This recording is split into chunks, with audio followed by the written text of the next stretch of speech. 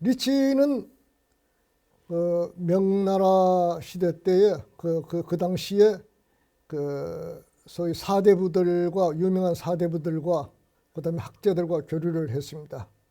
그 중에서 이제 유명한 사람이 이제 서광계, 시광치죠. 그다음에 리즈자오, 그다음에 양팅진 등인데 이 세 사람은 명나라 천주교의 그 3대 기둥이라고 그렇게 얘기를 하고 있습니다. 그렇게 하면서 그 천주시리, 천주교육 25원 등을 편찬했고, 그 다음에 이렇게 박학다식한 그 리치에 대해서 중국의 지식인들은 존경을 했습니다. 그러면서 중서 문화 융합을 통한 점진적 정교를 하게 됩니다. 그리고 또 그 남당을 만력제로부터 남당을 불화받아 가지고 거기에서 이제 그 서양의 도서와 과학기기를 전시하고 그렇게 함으로써 사대부들에게 천주교 영향력을 확대하기 시작했습니다. 그러다가 1601년에 이제 그 북경으로 들어갔는데 9년 뒤인 1610년에 5월 달에 베이징에서 선종하게 됩니다.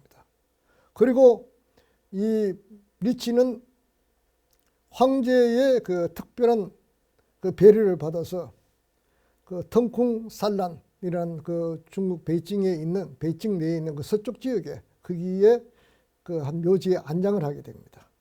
당시로서는 아주 파격적인 조치였고, 그 다음에 그 천주교 명나라 황실로서 봤을 때는 천주교 선교사를 정식으로 승인하는 것이 되었고, 또 정교에 대한 일종의 보장이기도 했습니다.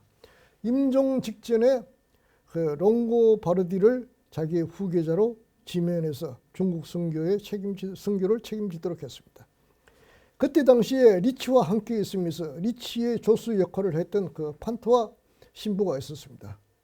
근데 판토아를 지명하지 않고 왜 그때 당시 롱고바르디는 어디에 있었냐면 광주 지역에 있었습니다. 아주 그 중국의 땅은 넓어서 광주, 베이징과 광주라는 것은 몇 천리에 해당하는 거리죠. 근데 왜 멀리 있는 롱고바르디를 지명을 했을까? 그 지금도 상당히 의문이에요. 의문인데 한 가지 유추할 수 있는 것은 판타와가 스페인 사람이고, 그 다음에 롱고바르디는 리치와 같은 고향인 이태리 사람입니다.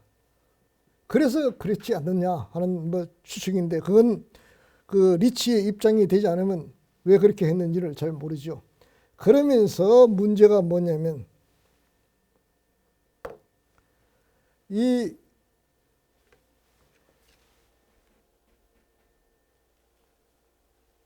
그 예의 지정,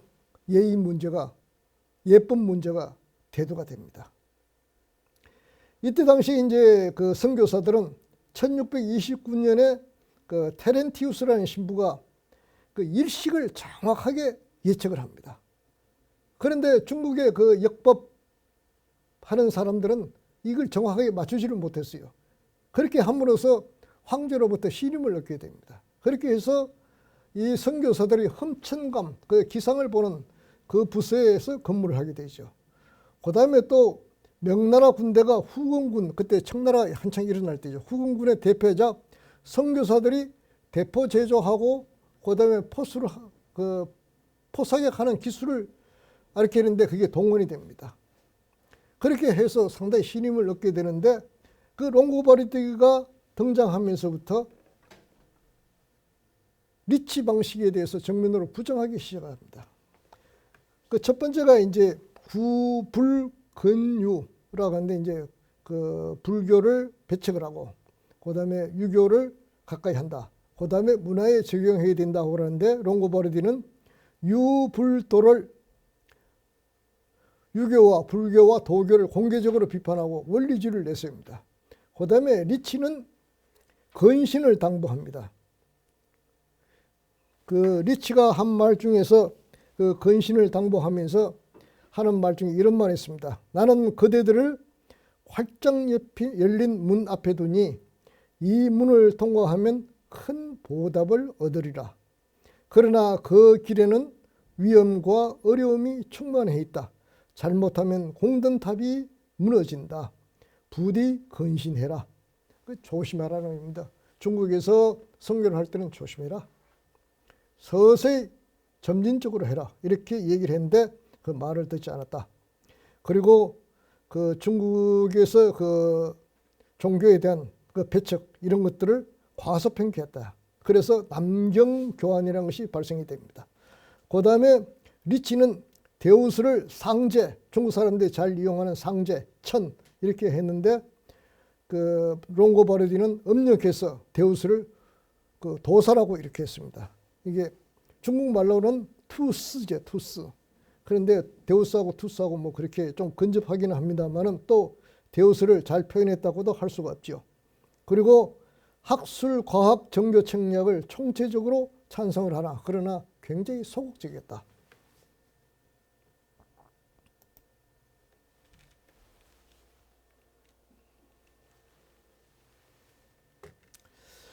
그 예의지쟁, 이것은 천주교의 토착화를 둘러싼 논쟁이다 라고 할 수 있는데 그 이후에 1644년에 청나라 군대가 산해관을 넘습니다. 이때 당시는 이제 천주교가 중국에 정교된 지 이제 62년이 되죠. 그 만력제 때 들어서부터 62년이 흘렀습니다.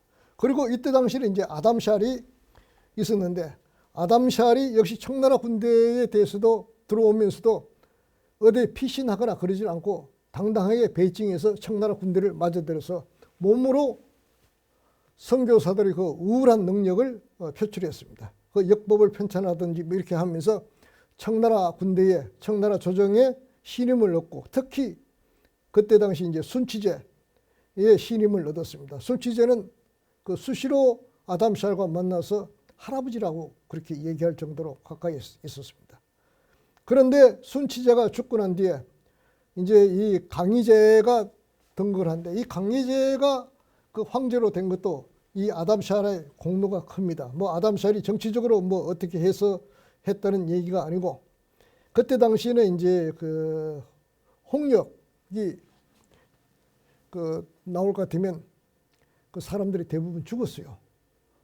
홍역에. 그런데 홍역에 걸린 사람, 미리 앓은 사람은 다음에 다시는 홍역에 걸리지 않는다는 걸 이 아담샬이 알고 있습니다.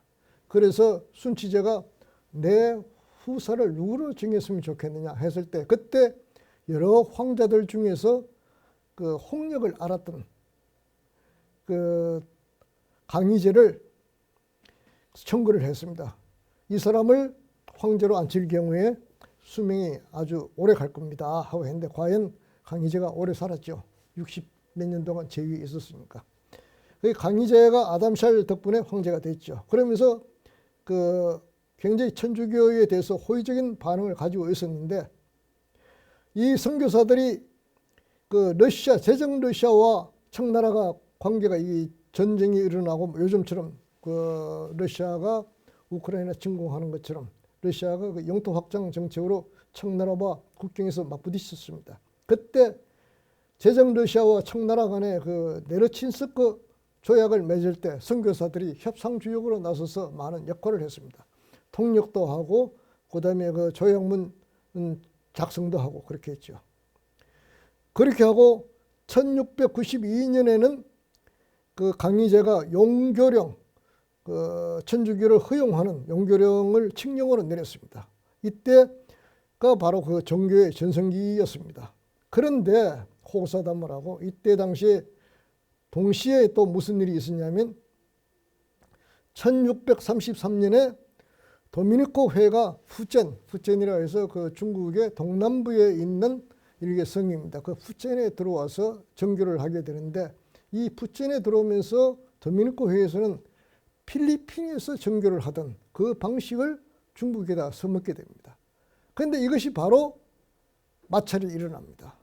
필리핀은 당시에 뭐 필리핀을 폄하하는 얘기는 아니지만 상당히 그 문화가 뒤떨어진 나라였고 중국은 고도의 문화가 발달된 나라인데 필리핀식을 중국에 강요를 하니까 거기에 반발하게 되는 거죠. 그러면서 교환이 일어납니다. 그리고 또 곁들여서 어떤 일이 일어나냐면 그 1645년에는 교황이 제조경공해서 그 조상의 제사 지내고 공자를 공경하는 걸 대해서 허용했다가 1656년에 이걸 또 불허하게 됩니다. 금지했다가 1650년에 또 이게 허용하게 되고 그 다음에 또 나중에는 이걸 또 금지시키는 그런 일을 하게 됩니다. 그게 왔다 갔다 하죠. 그리고 또 중국 내에서는 선교사들 사이에 또 분열이 일어납니다.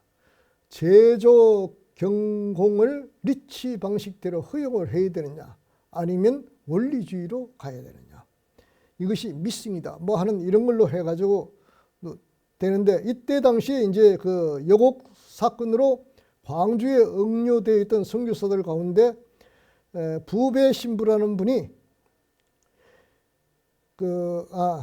도미니코의 그 나바레타 신부가 그 마드리드 스페인의 그 마드리드에 가서 이 포르투갈이죠.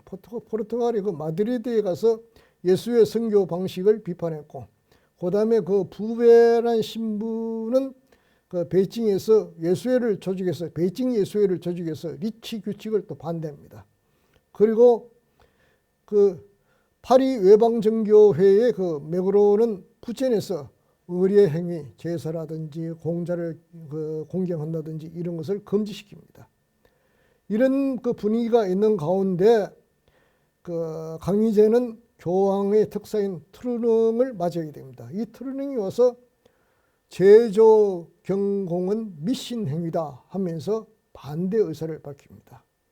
그리고 특히 1704년에 트루능은 천주만 허용하고 그 다음에 영위를 불의합니다. 영위라는 것은 이제 우리말 위패죠. 위패. 그 다음에 그 경공 행사에 참석을 해서는 안 된다 하는 것입니다. 소위 말해서 하느님께 보시기 좋은 것이 아닌 자기네들 보기에 좋은 것들만 얘기를 하게 됩니다.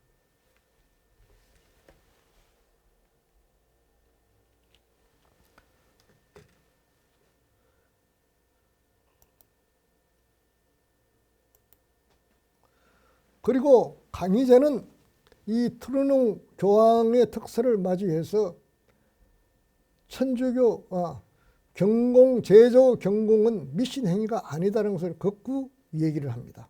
그러나 이 트루능 특사도 결국 만만하게 물러서질 않죠. 그렇게 하면서 1717년부터 천주교 신앙을 금지를 시킵니다. 1717년부터 약 1844년까지 127년 동안 금교 기간이 중국에서 시행이 되죠. 그리고 1721년에는 강희제는 특사의 조약은 사이비 중이나 도사가 짓거리는 말이다. 서양 선교사들이 중국에서 선교하는 것을 금지한다. 그러면서 제조 경공은 종교적 의미가 없다.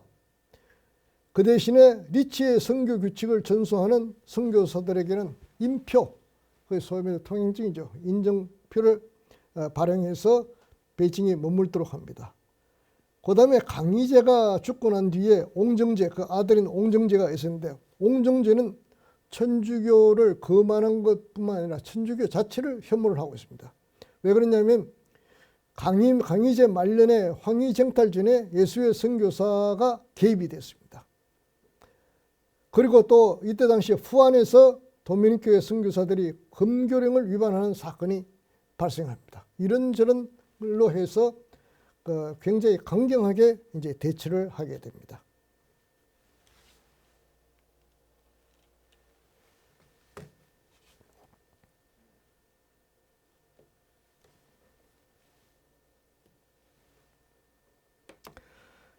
이렇게 됨에 따라서 금교령이 내리심에 따라서 선교사들은 지하 활동을 합니다.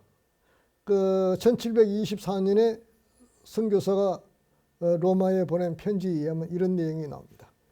길거리는 버려진 아이를 수용해서 세례를 주었다. 그 다음에 신자 병사가 출정할 때는 십자가와 의약품을 제공해 줬다. 그다음에 교리교사들이 분산된 교구들의 집을 방문해서 성사를 했다. 수사들이 의약품을 나눠주면서 성사를 보았다. 검교령으로 인해서 천주교는 아주 침중한 타격을 받게 됩니다. 대소성당이 흘리거나 창고 서원으로 개조되고 험천감에 이제 종사했던 선교사들은 모두 후계로 추방이 되죠. 그 오른쪽에 있는 그림은 당시에 처형당하는 산페드로 신부입니다. 신부의 그 모습이 되겠습니다.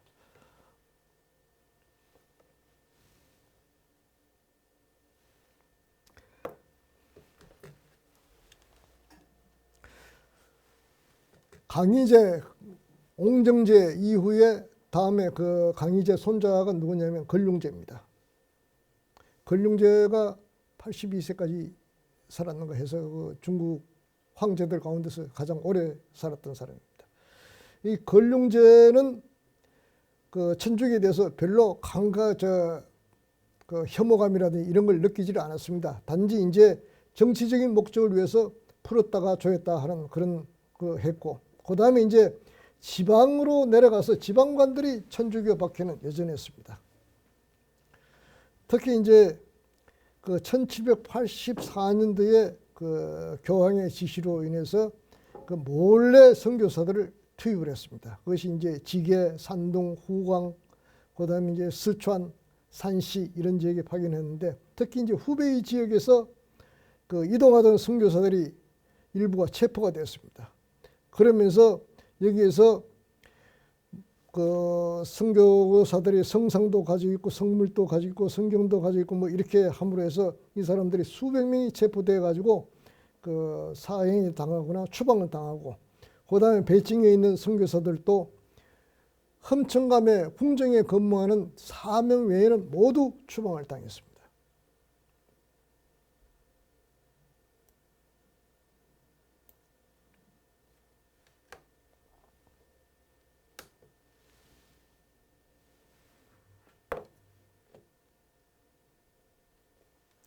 자, 지금부터는 그 명말 청초에 중국에서 천주교에 대해서 얘기를 했습니다. 지금까지 그렇게 얘기를 했죠. 지금부터는 아편전쟁과 관련된 천주교, 아편전쟁 후에 천주교에 대해서 설명을 드리겠습니다. 이 그림에 나와 있는 걸 보시면 참 그 비참한 광경인데, 이 아편은 있는 자나 없는 자나 모두 황폐를 시킵니다. 남자나 여자나 젊은 사람이나 늙은 사람이나 모두 황폐를 시킵니다. 이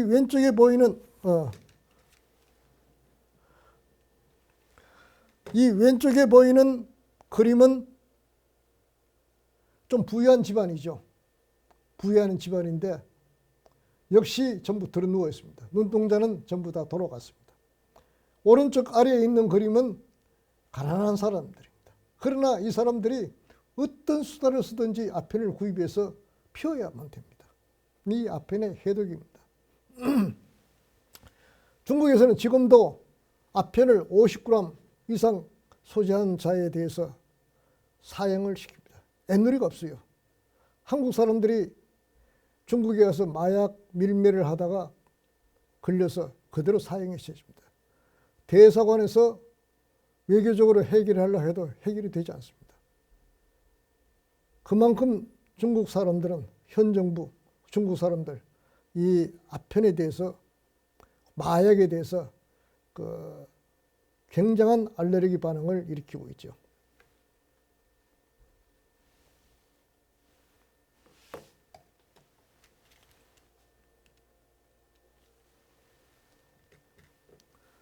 지금부터 아편전쟁 후의 천주교에 대해서 설명을 드리겠습니다. 아편전쟁이 일어난 배경은 뭐 다들 아시는 바와 같습니다. 제국주의 식민지 팽창, 확장, 그 다음에 청나라 정부, 청정부의 부패와 무능이 결부돼서 그 배경으로 해서 아편전쟁이 일어납니다. 아편을 뭐 영국에서 인도에 아편을 재배를 해서 인도에서 그것도 아편을 싣고 청나라에 들어와서 청나라 사람들에게 팔아먹고 청나라에 있는 은과 차와 도자기 등을 중국으로 가져갑니다. 그리고 중국 사람들은 피폐하기 시작했죠.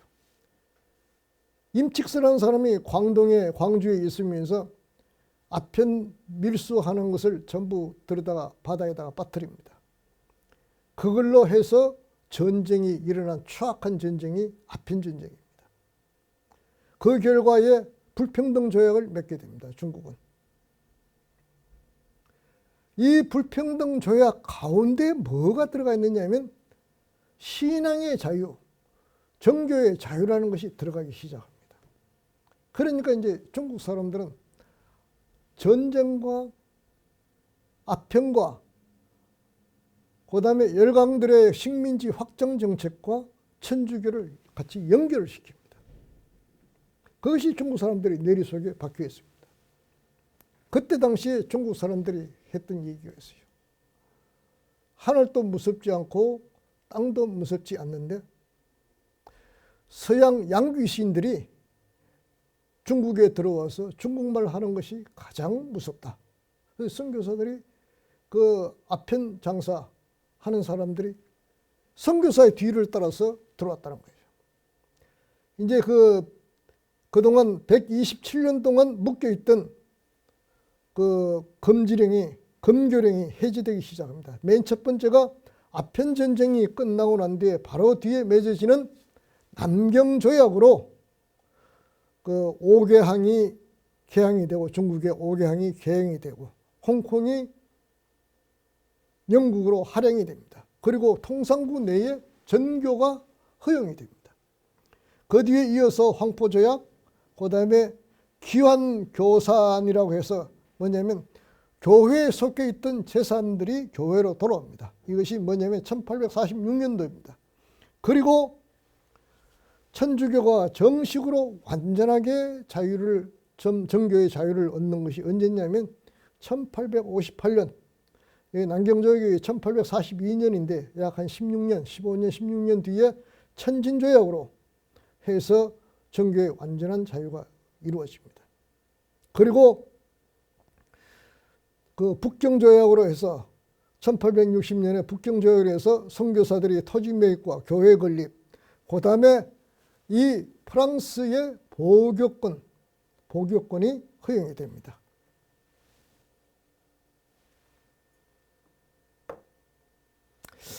그 정교의 자유를 획득하기까지에 조금 반성을 해봐야 될 게 있습니다. 127년 동안 정교의 자유가 정교를 못하게 묶여 있었습니다. 금교령이 내려져 있었어요. 그런데 그 이후에 해금이 됐습니다. 그러면 천주교가 자유롭게 전파가 돼야 되는데 왜 전파가 안 되느냐? 뭐냐면 질시를 하게 됩니다. 중국 사람들이. 그 다음에 또 영국과 프랑스 등과 맺은 그 불평등 조약 결과로 해서 이 천주교는 식민지 확정과 천주교가 연결이 되어버립니다. 그러면서 아주 혹독한 참혹한 교환들이 발생하기 시작합니다. 그 대표적인 것이 천진교환이 1870년에 일어났는데 인해순녀회라는 곳에서 그 공원을 운영하면서 그런데 그때 당시에 중국 사람들이 애를 낳으면 말이죠. 키우지를 못하니까 길거리다 막 버립니다. 그걸 교회에서 공원에서 키웁니다. 근데 의약품도 모자라고 시설도 열악하다 보니까 영아 사망률이 굉장히 높았습니다. 그런데 중국에서는 민간에게 무슨 유언비어가 떠도느냐면 선교사들이 영아들을 데려다가 고를 빼먹는다, 심장을 파낸다, 이런 그 유언비어가 펴지기 시작하는 거예요. 그렇게 하면서 이것이 이제 그 서양 식민지 정책에 대한 열강의 식민지 정책에 대한 반각과 같이 어울려져 가지고 교회를 습격하기 시작하죠. 이 천진교환에서는 프랑스 수녀 신부 10명과 기타 유럽인들이 9명이 살해됩니다. 그 다음에 이제 또 산동 거야라는 곳에 이제 교환이 발생하는데 여기는 독일 신부들이 살해됩니다. 그러자 독일이 군대를 보내서 그 청도 지역을 점령을 합니다. 그리고 청도를 99년간 조차하게 됩니다. 이게 무슨 얘기냐면 교환 발생한 것 자체를 가지고 문제를 삼는 것이 아니라